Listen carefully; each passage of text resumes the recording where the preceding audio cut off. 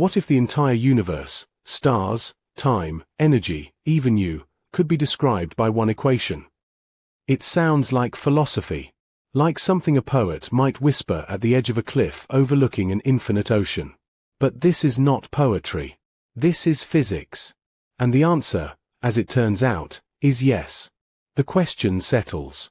And then comes the follow-up, quieter, almost conspiratorial, as though someone is leaning in to share a secret that has been hiding in plain sight for over a century. And the crazy part? We've known this equation for over 100 years. It sits there, clean, almost offensively simple, written on blackboards, printed on coffee mugs, tattooed on arms, stitched onto t-shirts worn by people who may or may not fully understand what it means. 3 symbols. 1 equals sign. And behind it, a truth so profound that it shattered everything humanity thought it knew about reality. E equals mc squared. That is it. That is the whole thing.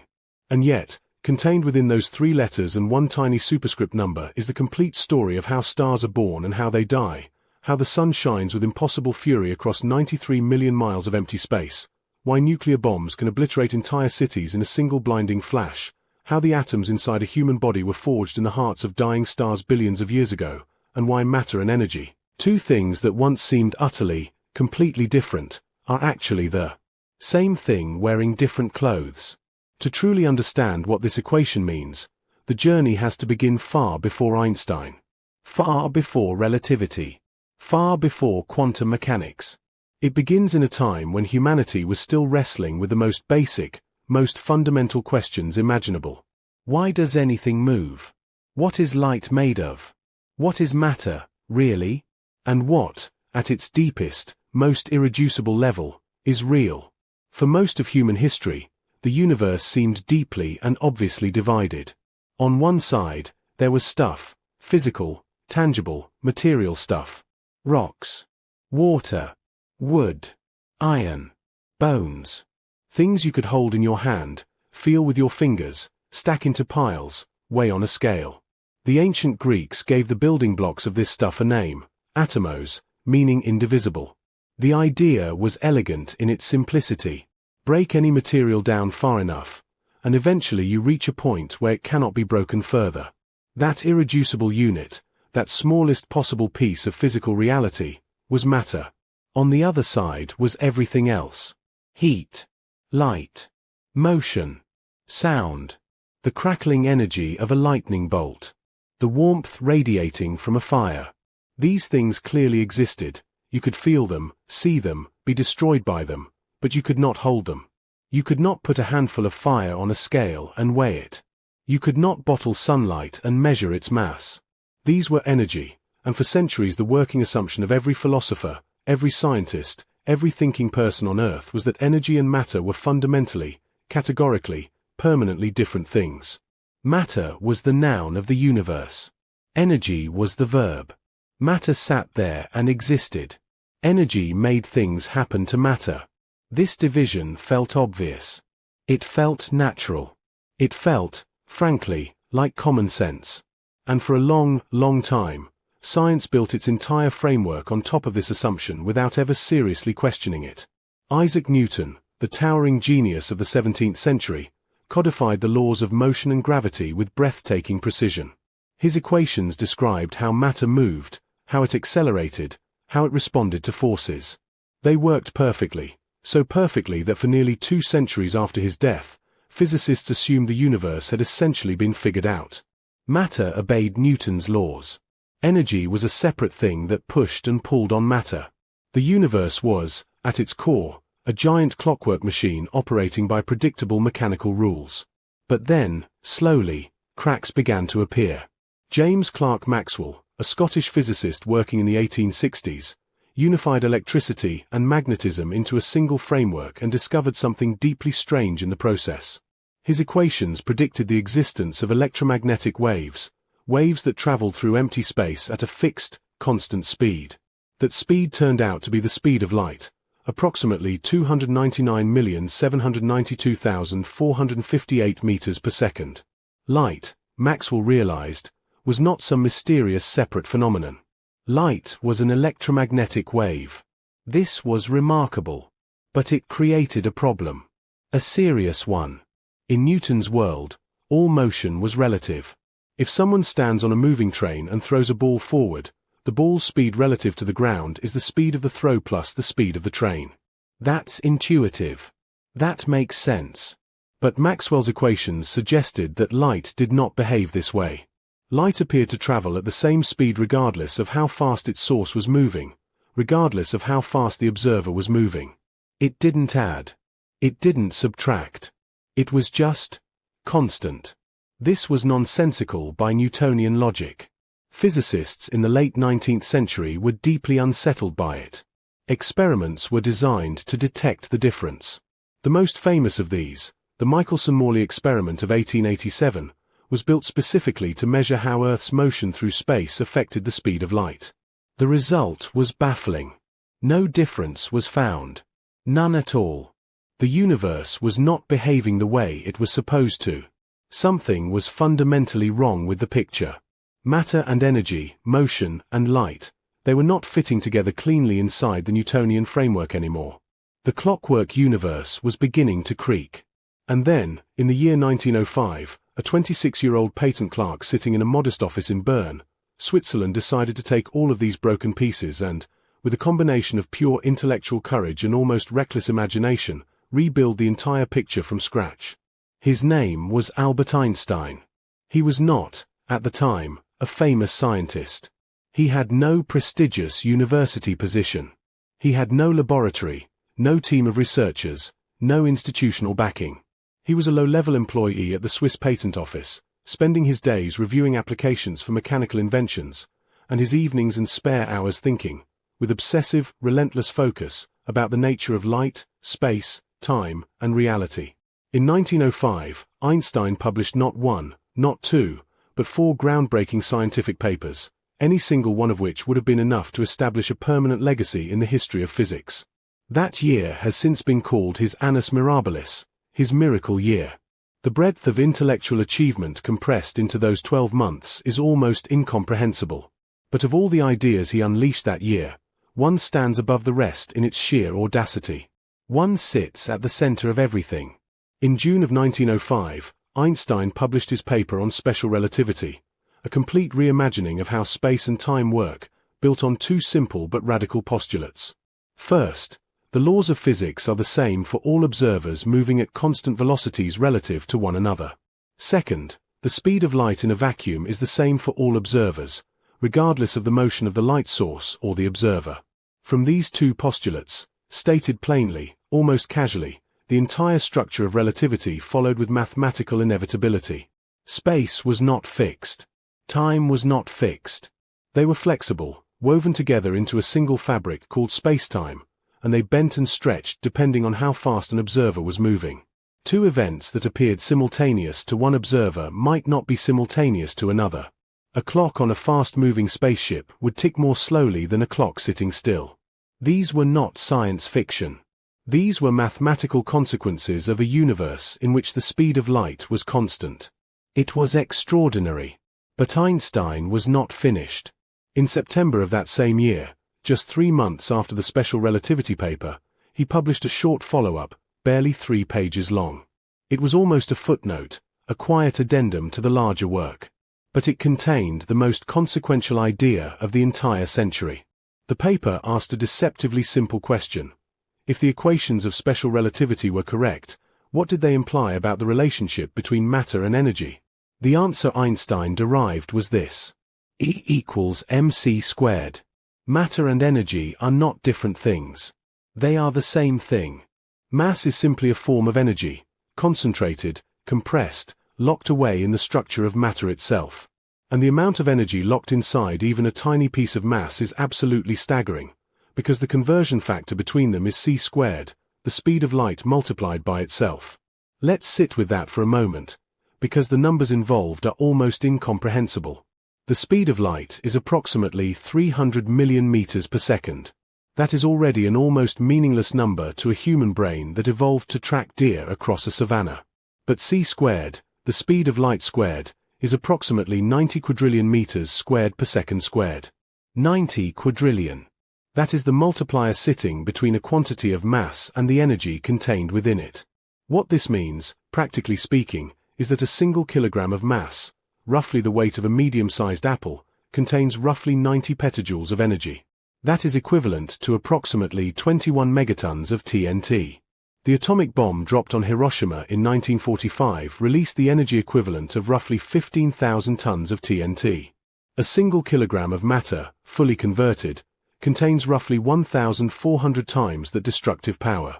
The universe, it turned out, was not a clockwork machine made of passive matter being pushed around by separate forces. The universe was a vast, interconnected system in which matter and energy were simply two faces of the same underlying reality. Einstein did not shout this from any rooftop. He published his 3-page paper, returned to his job at the patent office, and waited. The world took some time to catch up. But catch up it did. The equation E equals mc squared did not remain an abstraction for long. Within decades of Einstein's derivation, human beings were wielding its implications with consequences that ranged from the awe-inspiring to the catastrophic. The sun and the stars. Every single day, without exception, the sun converts approximately 4 million metric tons of mass into pure energy. Not burning it, not consuming it chemically, converting it. At the core of the sun, where pressures reach 250 billion atmospheres and temperatures soar to 15 million degrees Celsius, hydrogen atoms are forced close enough together that they fuse into helium. The resulting helium nucleus has slightly less mass than the 4 hydrogen nuclei that combine to form it. That missing mass, vanishingly small in human terms, is converted directly into energy according to E equals mc squared. The result is the sunlight that drives all life on Earth, the warmth that prevents the oceans from freezing solid, the photons that have been traveling for 8 minutes to reach any given human face looking upward on a clear day. Every star in the observable universe, all 2 trillion of them, scattered across 93 billion light-years of space, is powered by this same equation. Stellar fusion is Einstein's formula writ in fire across the cosmos. Without E equals mc squared, there would be no stars. Without stars, there would be no light, no warmth, no heavy elements, no planets, no life. The equation is not merely descriptive. It is generative. It explains why the universe is luminous rather than dark. Nuclear weapons. In 1938, German physicists Otto Hahn and Fritz Strassmann, building on earlier work by Lise Meitner and others, discovered nuclear fission, the process by which a heavy atomic nucleus, such as uranium-235, can be split into smaller pieces when struck by a neutron. Meitner, working in exile in Sweden after fleeing Nazi Germany, performed the theoretical analysis and recognized immediately what the energy release implied. E equals mc squared was not theory anymore. It was a blueprint. The Manhattan Project, the classified American program launched during World War II, mobilized some of the greatest scientific minds of the 20th century toward a single terrifying goal: building a weapon that used nuclear fission to release the energy locked inside matter in a single, catastrophic instant. On July 16, 1945, the first atomic bomb was detonated in the New Mexico desert in a test codenamed Trinity. The yield was equivalent to approximately 21,000 tons of TNT. The flash was visible for 160 miles. Less than a month later, 2 atomic bombs were dropped on Japanese cities. Hiroshima on August 6, Nagasaki on August 9. Together, they killed somewhere between 130,000 and 200,000 people, most of them civilians, in a matter of seconds and days. The total amount of uranium and plutonium that actually underwent fission in those 2 bombs, the mass that was actually converted into energy, was roughly 1 gram. Less than the weight of a paperclip. 1 gram. Hundreds of thousands of lives. That is what C squared means in human terms. Nuclear power plants. The same physics that created weapons of mass destruction was eventually harnessed, far more carefully, to generate electricity.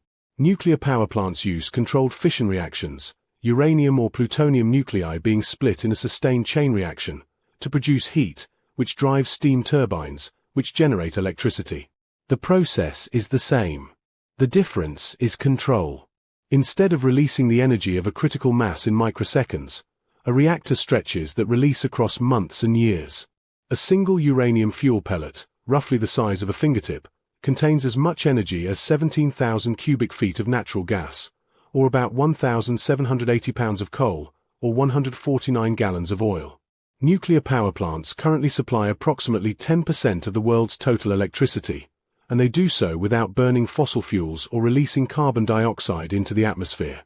The debate around nuclear power is complex and legitimate, but the physics underlying it is Einstein's equation, operating silently and reliably inside concrete containment structures around the world. Particle accelerators. Perhaps the most direct and dramatic demonstration of E=mc² in action takes place inside particle accelerators, machines that use powerful electromagnetic fields to accelerate subatomic particles to velocities approaching the speed of light, then smash them together. The Large Hadron Collider at CERN, straddling the border between Switzerland and France, is the largest and most powerful particle accelerator ever built. It is 27 kilometers in circumference and accelerates protons to 99.9999991% of the speed of light before colliding them. The collisions produce energies so extreme that, for a brief and vanishing moment, conditions similar to those in the first trillionths of a second after the Big Bang are recreated. In these collisions, energy is directly converted into matter. New particles, some of them heavier than the original protons that collided, are created from pure collision energy. This is E=mc² running in reverse. It is not mass being converted into energy. It is energy being converted into mass. The equation works both ways. Mass and energy are interchangeable, and particle accelerators prove it thousands of times per second. The discovery of the Higgs boson in 2012, one of the most celebrated achievements in the history of physics, was made precisely this way, through the collision of protons at energies high enough to briefly manifest a particle that had been theoretically predicted for nearly 50 years. Matter was created from energy. Einstein's equation, verified once again. Medical imaging. Closer to everyday human life, E=mc² also underpins a medical technology that has saved millions of lives: positron emission tomography, or PET scanning. A PET scan involves injecting a patient with a small amount of radioactive tracer. The tracer emits positrons, the antimatter counterpart of electrons, which immediately annihilate with electrons in the patient's body. The annihilation converts the mass of both particles entirely into energy in the form of gamma rays, which are detected by the scanner and used to construct a detailed image of metabolic activity inside the body. Mass becoming energy. E=mc², operating inside a hospital, helping doctors detect cancer. So far, the story of E=mc² has been told in terms of bombs and stars and particle accelerators, in terms of enormous energies and catastrophic forces. But the philosophical implications of the equation reach far beyond these dramatic applications. They reach inward, into the very nature of what a human being is. Consider an ordinary object. A stone. A stone appears solid. It has weight, texture, permanence. It resists being compressed. It occupies space. To every intuition shaped by millions of years of evolution, a stone is the paradigmatic example of solid matter, of stuff that just plainly and stubbornly exists. But look closer. The stone is made of minerals. The minerals are made of molecules. The molecules are made of atoms. And atoms, when examined with the tools of quantum mechanics, reveal something deeply unsettling about the nature of solidity. An atom consists of a nucleus, protons and neutrons bound together by the strong nuclear force, surrounded by a cloud of electrons.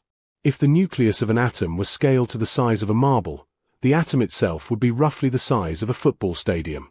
The space in between is not filled with anything solid. It is essentially empty, occupied only by quantum fields and probability distributions. The stone is, in terms of actual solid matter, almost entirely empty space. And the nucleus itself? The protons and neutrons that make it up. These are composed of quarks, bound together by gluons, particles that carry the strong nuclear force. The mass of a proton is not simply the sum of the masses of the quarks inside it. In fact, the quarks themselves account for only about 1% of the proton's mass. The remaining 99% comes from the energy of the interactions between the quarks, from the kinetic energy of the quarks moving around inside the proton, and from the energy of the gluon fields binding them together.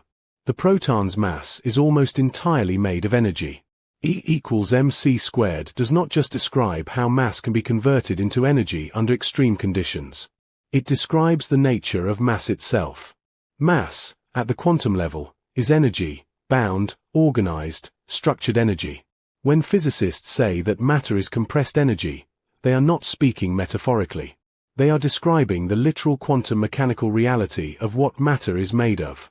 Every atom in every human body, the carbon in every cell, the oxygen in every breath, the iron in every molecule of hemoglobin carrying oxygen through the bloodstream, is a structure of organized energy.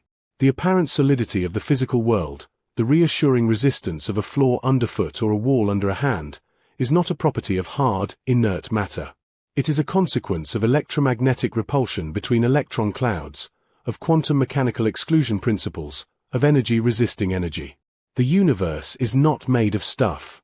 The universe is made of energy in motion, energy in interaction, energy organized into stable patterns that persist through time. And then there is the question of origin. The carbon atoms in a human body were not created on Earth.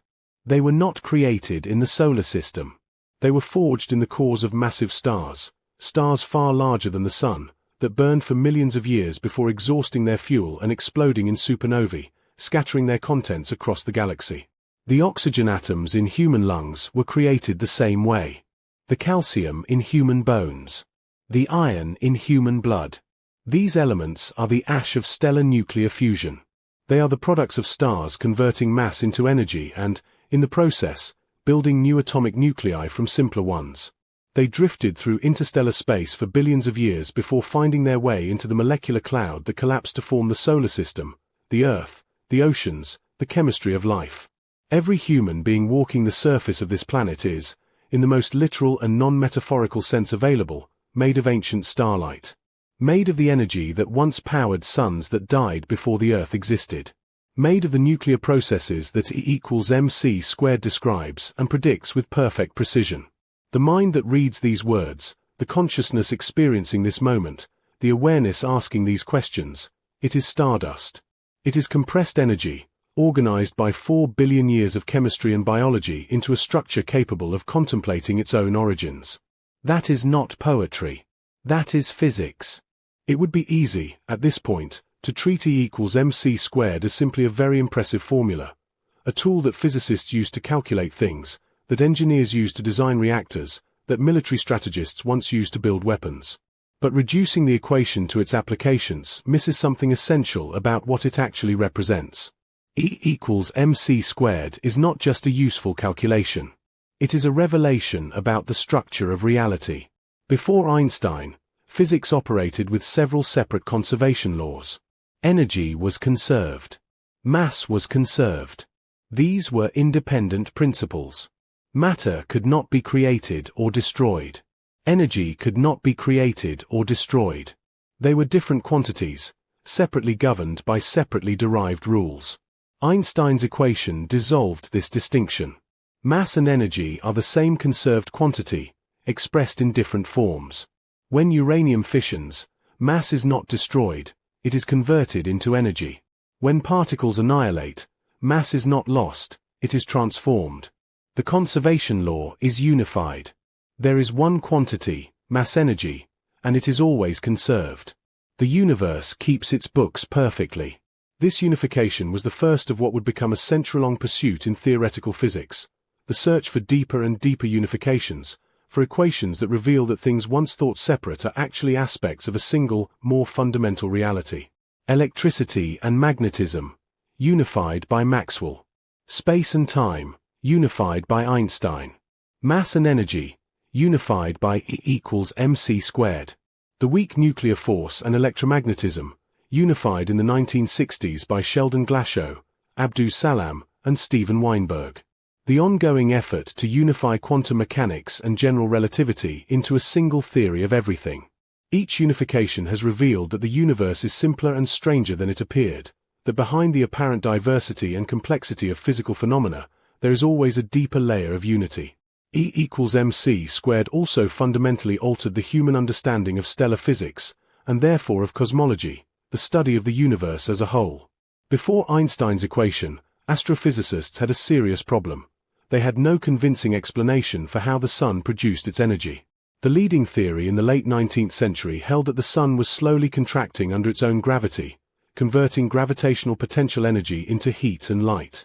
The calculations showed that this process could sustain the Sun for a few tens of millions of years, long enough to seem impressive, but catastrophically short compared to the geological evidence accumulating from Earth's rock record, which clearly showed that the Earth was billions of years old. The Sun had to have been shining for at least that long. Gravitational contraction couldn't explain it. E equals mc squared provided the answer. Nuclear fusion, the conversion of mass into energy through the fusion of hydrogen nuclei into helium, could sustain the Sun for approximately 10 billion years. The Sun is currently about halfway through that lifespan. The equation resolved one of the deepest contradictions in 19th century science. And beyond the Sun, E equals mc squared explained the nucleosynthesis of elements, the process by which all the elements heavier than hydrogen and helium were created inside stars and in the violent explosions that ended stellar lives.